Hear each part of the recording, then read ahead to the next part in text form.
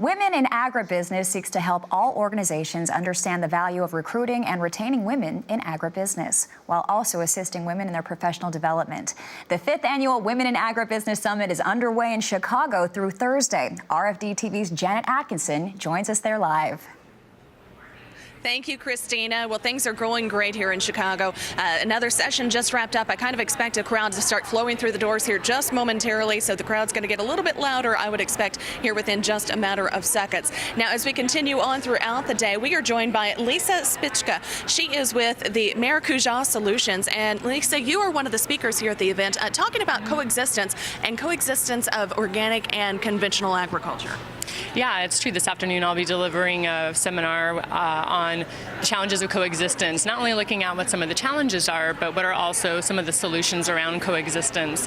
So when we say coexistence, we're of course talking about the space around genetically modified crops and food products, non-GMO as well as organic. So what is the secret to this coexistence? I know that everybody says there's room for all.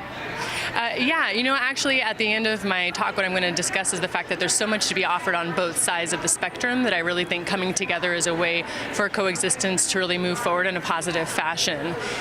There's a lot of things that you can look at with coexistence. What does that even really mean? And it's really, in our industry, it's an interesting mix of physical factors. How do you avoid contamination? How do you ensure you're giving the consumer the product you say you're providing them? But there's also things around legislation and company culture, growth and acquisition that are all happening and mixing together in this space. Sometimes it does seem like there's a bit of a us versus them whenever it comes, even within the agriculture sector, and this is part of trying to overcome that us versus them aspect. Mm-hmm. Yeah, actually I'm really excited to talk about it today because I do really believe in the fact that we can do this together.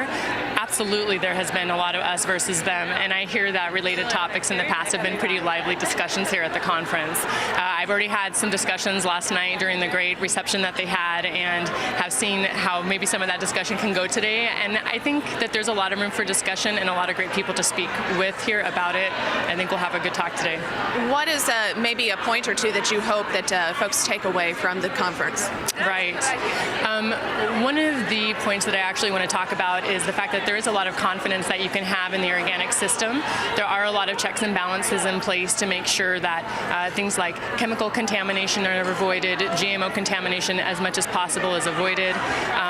And so I want to make sure that people know that there's confidence in that system. I also want to give people some updates on the GMO labeling that was actually just signed into law at the end of July, so that people know what's going on with that and how it's going to work and impact both the organic and the conventional side. And then finally, I want to talk just a little about some of the creative mechanisms that are in place actually to grow the organic market, because there's an actual real big shortage in that. And of course, that wouldn't be possible without, for a lot of companies who have been acquired by larger companies, pulling on and utilizing the resources that they're able to offer them in that growth process. All right. Well, Lisa, thank you very much for taking the time to talk to us. We appreciate it.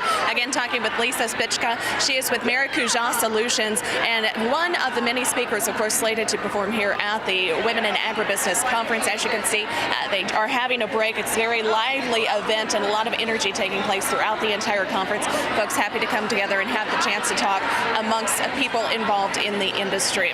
We are on the road in Chicago, of course, for our RFD-TV. I'm Janet Adkison. Of course, back to you, Christina. Thank you, Janet. Sounds like it's really picking up out there. The summit wraps up on Thursday. The agenda features several career-building discussions, including topics like transforming the workplace and the changing consumer and implications for the supply chain. The day will wrap up with an executive roundtable involving prominent agribusiness leaders. Stay with us. Meteorologist Tim Ross has that all-important forecast for your harvest coming up at 10 after the hour. We'll be right back.